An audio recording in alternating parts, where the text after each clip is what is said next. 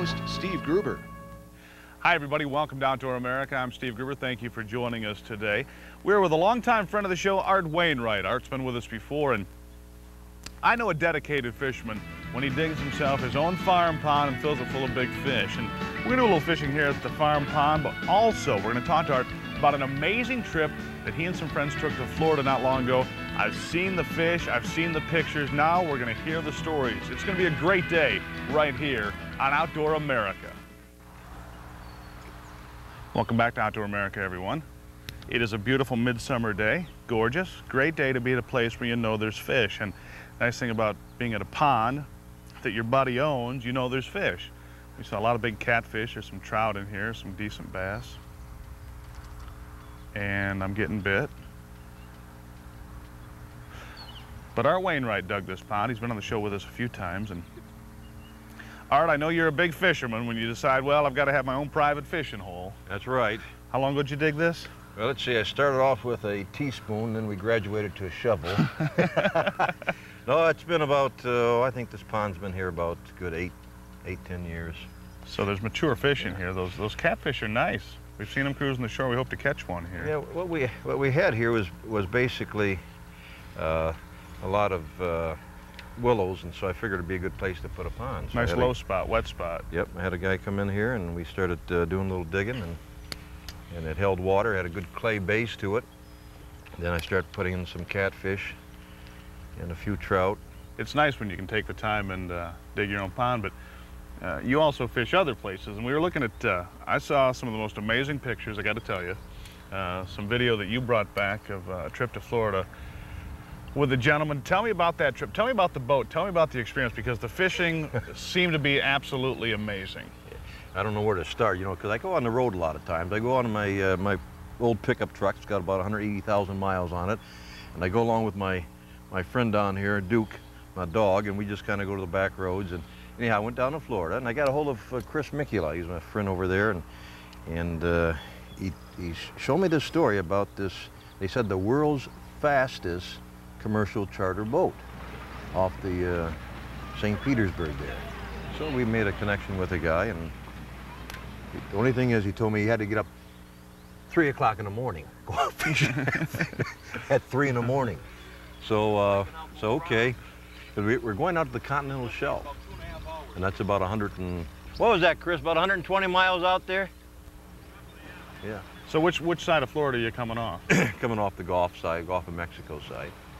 And so he said it'd take about 3 hours. Now this boat is designed, he built it, along with a couple other guys, and he built it to get out there, because a lot of times these charter boats, when they're the bigger ones, they can't get out that fast and so forth. So he's about 40, 45 mile an hour. I don't know how many knots that is, but. In a big boat? Yeah, at 40, I think it's a 45-footer. And he built the cabin in the back, so you've got that motion to skim across the water. So it took us 3 hours. In the middle of the night, basically. Yeah, Chris kept the eye on the radar and kept saying, "What's that blip? What's that blip?" The guy, captain, said, "Oh, that's probably some birds on the water." Well, he wanted to know where the what do you call that? Wherever the locator was, to make sure that if we hit water or something, or we hit something, they're going to find us. But anyhow, it was a 3-hour trip, and it was kind of amazing too, because you know you're coming there and it's all dark, and all you can see is a radar screen, and then all of a sudden the sun starts. You have to be there, you know, when that sun comes up and just twilight, and you stop at that first spot to throw something in, and it's it's hard to explain, but it's a good feeling. You say, boy, thank God I'm alive. Throw him back in the water. Yeah, I'm popping splatter. There you go.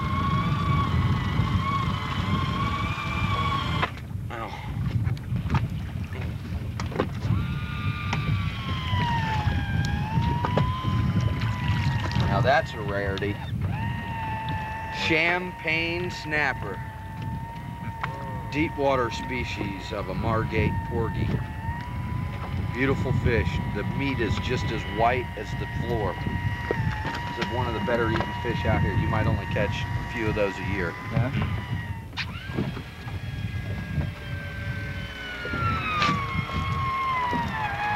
There we go. There we go. My Lord! Look at the scamp. World record scamp. Whoa. You ever catch a scamp that big, baby? Look at that. This fish here would be one of the very larger fishes right here. See the tail? How it has the pretty little things coming off of it there? This is an extremely large scamp. This is something that someone would actually stuff, have put on the wall here. This is a trophy scamp. Yeah, it doesn't look that big compared to some of the grouper, but for that species of fish, that's extremely large. And the sun is just about breaking, isn't it? Looks like Chris has got one. What'd you get us into anyhow? We got us into, this is a get ready spot. So this is a place where we're just getting all our reels adjusted and getting all the bait, getting everything adjusted. So we're just getting warmed up here then, eh? Just getting warmed up. And it's just crack of dawn. Crack of dawn. Don't go anywhere, folks, because the action is really just getting started right here on Outdoor America. Welcome back to Outdoor America, everyone, where Art Wainwright is in for a reality check. And it didn't take you guys but a few minutes. All of a sudden, you've got the rods are hit, and you're not catching little fish. I mean, these rods, I looked at them, they had to be big around as a silver dollar. Yeah, I think they said something like there's a 100 pound. Now we were using a 110-pound test line, I believe it was. Mm-hmm. But the only thing that I was happy is I had those electronic. I mean, power reels. Yeah, because we were, whatever they had electricity to it. And you know, I'm not a professional fisherman like you. I believe in, like, when I go on a fishing, if I have a sandwich and a pop and a worm and a hook, you're fishing, you're good. And if I catch anything, that's all the better. But when you get them down there, we were sometimes fishing about 110 feet down. So you're going deep. Yeah, and then that captain, we'd be on one side, and he'd say, "Hit it, Art," and I'd go, "Hit what?" "Hit it." And he could almost, it's almost like he had a feel that a fish was there. And then all of a sudden, that old rod would go like that. And now, I was told you couldn't even bend those rods with your hands hardly. No. But when we're watching it, when we're seeing you right now hook those fish on, those rods are, I mean, they're hitting the water. They go right down. They go right on that, web. On the boat, and they bend down there, and you know you have something then. And sometimes when you hit that, you know, it has a little tug like this, but boy, when that, it just goes right, your rod just goes like right. that? Hey, I don't. Okay, folks. Just like that? Is that what you're talking about, Art? When your rod just kind of goes down? Yeah, it kind of goes like that. Okay. Now, what is that, little bass? Yeah. He's okay. Frisky, though. Yeah. So you were saying, you know, the rod goes right down. It goes down something like that, except the fish slightly larger than this. Yeah, I got it. Okay. Black! Whoa! Yeah. All right. All right, buddy. Go stand by that one, baby.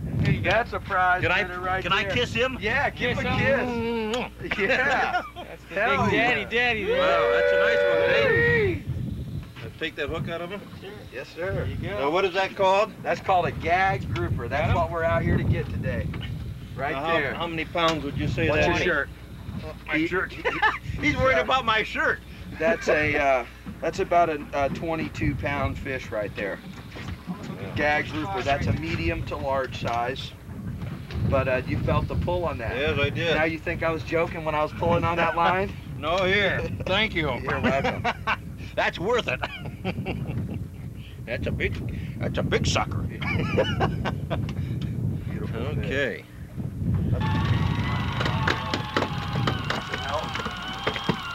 You got another one? I got one. Maybe you got two. Small jack. It was a small jack. How come it felt so? Because they fight so bad. That's the death grip right there. That's where you stun them when you hold them like that. They don't move very much. But if you try to hold them like that, see, as soon as you let go. Let's get you another one on there. Try to get one of them black groupers. And that was about half the size of the one that we just brought in. How'd that feel? That felt good. Here, I'm coming. Shit. Well, this is really another warm-up. This ain't the glory. We're gonna hit one more spot that's got some amberjacks and groupers, but then the spot after that, that's where the big grouper are gonna come. Oh, we haven't come to the big fish yet? No, we haven't. What was that one that I landed? That's a nice one, but that ain't the big one. Yeah. Come on, you're gonna have to give me the rod. Give me the rod. Give me it quick.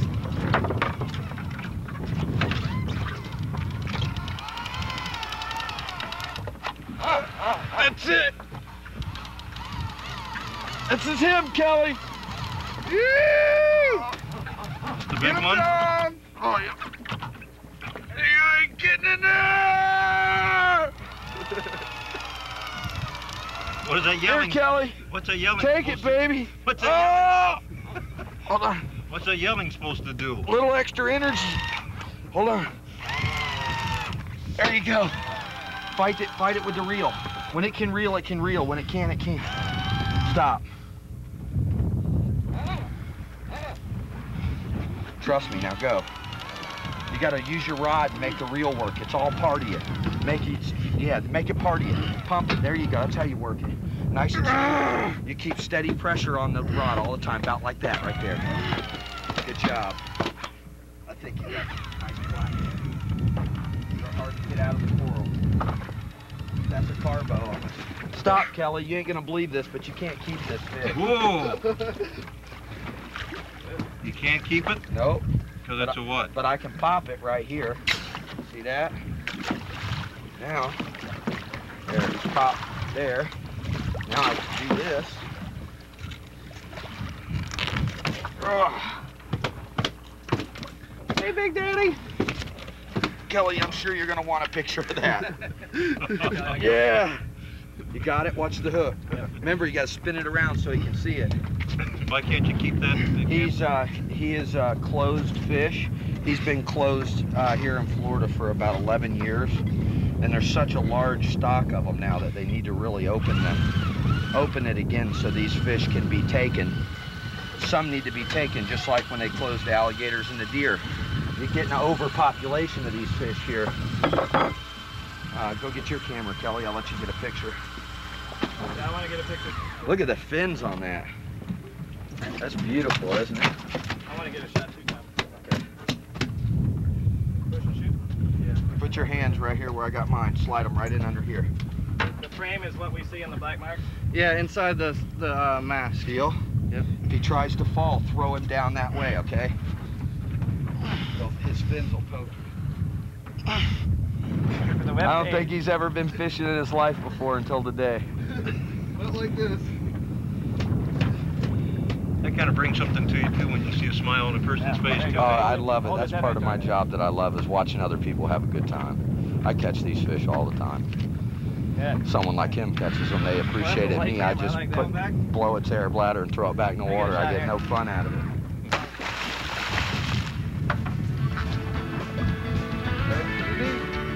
Gone. Let's get another one. It'll be bigger than that later, eh? Yeah, he will. I've already been out here about a couple hours. I'm already satisfied.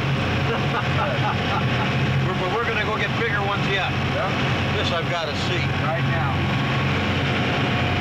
14 miles deeper. 14 miles. Welcome back to Outdoor America, everyone. Today, Captain Tommy Butler is putting Art through a real workout. I'm on my knees. I finally got to the point where I said, I don't want to fish anymore. You're worn out. Isn't it Chris's turn? Isn't it somebody else's turn here to catch a fish? Because my arms are just aching. Well, I see you guys. I mean, even with the power reels, I mean, you guys are, your forearms have got to be burning at that point. Got to be. You just got to be straining. There's tension. There's tension, and after a while, you get get tired. And I think that's the object of Tommy Butler. That's the captain of this thing, is he takes you out there and he takes you to one spot and you catch a little bit, you know, a snapper and something else, maybe about 5, 10, 15 pounds. Takes you to another spot and the fish get a little bit bigger. Takes you to another spot, fish get a little bit bigger, and yeah, you're sitting down on the job. Yeah. Should be getting close here. I got the sinker. Yep, here he comes. Right there. The jack, nice. Ooh, big jack. Nice jack.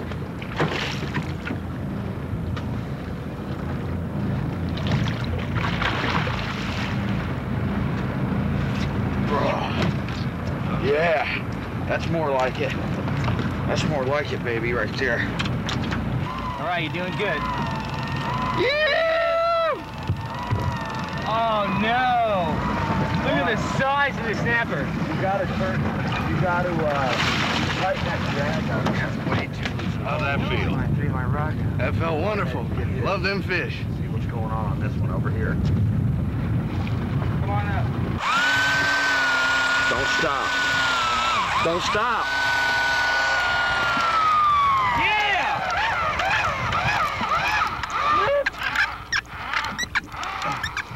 Oh yeah! You gotta lift now. Now! Come on, it's gonna take us both! Oh. God. Oh, grab your rod. It's okay. Apparently I did a lift. Buddy. Hey, reel it up.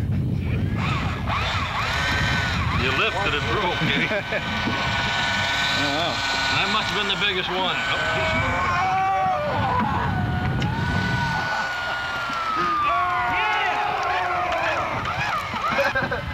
Get his arm. Come on up, bro. You lost a 50-pounder. You ain't got no hooks or nothing on there. That's the biggest fish of the day right there. I got 6 inches of leader. You need to 6 inches that lead off that tip right there. Remember, don't open the spool. Come up, take care of him. What do you got here? Big black. The Blackie Chan, the black catching man.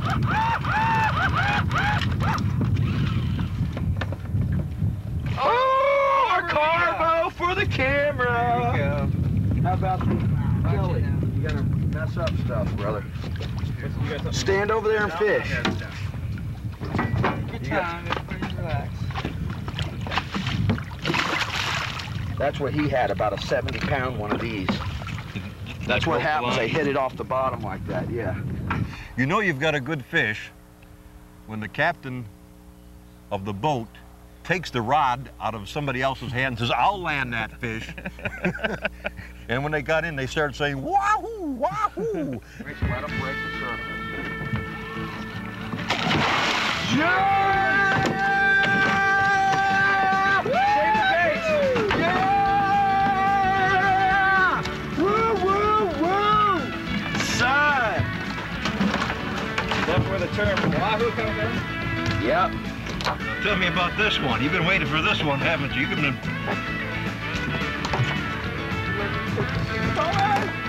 Get some rods down, Jason. Go ahead and fish. Tell me about this one, Cap. This is what you call a wahoo. Wahoo! Because when you see them, that's what you do. Look how beautiful. Big-eyed. Looks like a little bit like a cooler or something. Woo! Wahoo! Yeah! Woo! Baby! Is that a good eating food, too? Oh, yeah. Good eating fish? Yeah. Hold on. Okay. I need a break. So does he. What a fish. This 50-plus pound wahoo is just one of the great memories that Art and the guys have shared for us here on Outdoor America. You know, one of the other fun part about it is you come in, you radioed ahead, the captain radioed ahead and told the people around the dock that we're coming in with fish. And you come up there and you hold the fish up and there's kind of an adrenaline that goes with it. I mean, a fish could be 100 pounds and you could just, like you're a weightlifter, you know? It's just amazing. And the people look over there and that gives you a good thrill. Well, if you do it again, I think we ought to go with you. Let's seal that with a handshake. It's a deal, Art. Tremendous fishing trip. Thanks for sharing the pictures with us, by the way. You're welcome. And thank you for joining us today here on Outdoor America. Certainly was a great day. We haven't caught a lot of fish here today, but some great fish stories nonetheless, courtesy of the Reality Check and Art Wainwright and all his friends. We certainly hope you've enjoyed the last half hour. Well, ladies, it's 2:30 in the morning. Do you know where your man is and what he's doing at this hour? Well, if he's down at St. Petersburg, he may have run into Captain Tom Butler, and that's this gentleman right here. Yes, it was early when we met Captain Tommy Butler and his Yanmar twin diesel-powered turbo-engine L68 boat called the Reality Check. It was sitting quietly in the Gulf of Mexico near St. Petersburg, Florida. Now, the reason we were meeting so early in the morning was that Captain Tom doesn't just go out about 50 to 60 miles from shore. He heads for the deep water about 120 miles away, and it will take us about 3 hours to get there. We're going to do it in a boat that he and a few others built that was designed to go fast and economically. It's a 45-footer with an ocean racing type hull and with power that can split the waves at 60 miles an hour if need be. It'll hit 63 with the big props unloaded, but we run it efficiently. Hey folks, this is no charter boat, it's a speedboat. Yeah. The cabin part is in the back so as to avoid the slapping that a boat takes when it hits choppy waters, and our first stop is to get some live bait. What do they call them? Right here, around here, just grunt, silver grunt, or a spot tail. Some of them have a black spot here on their tail. And now what is that going to be good for? This is going to be for amberjacking, big grouper, in deeper water. Then we start a slow cruise past channel markers. Tom looks at the stars and the moon and says he thinks it'll be a nice biting day ahead of us. Then a flick of a switch and his radar companion comes to life as he sets his coordinates and pushes his reality check into the blackness of night with both diesels pounding away. Sit back and relax, said Captain Butler. He said we were going for a ride out to the continental shelf, where we should be able to get all the excitement that we are looking for. Now that's a rarity. Champagne snapper. Deep water species of a Margate porgy. And in our next report, we'll show you why we used 100-pound test fishing line that's topped off with a half a pound of weight. Art Wainwright, Route 10 coast to coast in the Gulf of Mexico. That's it.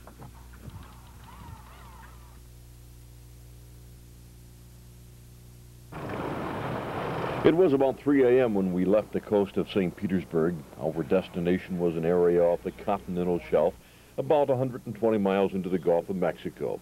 Just starting to crack dawn when we stopped and made what Captain Tom Butler described as a test of equipment.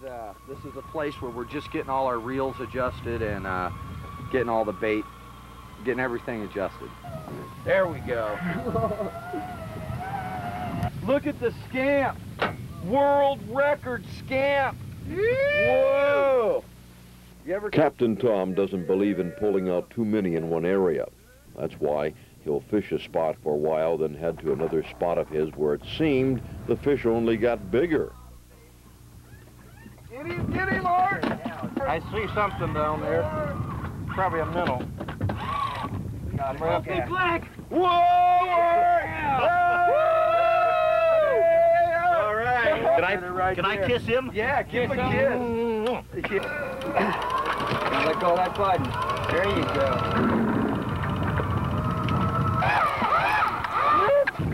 Jump that pin, didn't he? Yeah. If the other one was 3 times this size, this was tough enough just bringing this one in, I'll tell you. After almost 7 hours of wows and oh boys, we were ready to call it quits until someone spotted something passing the boat that even made Captain Tom get excited.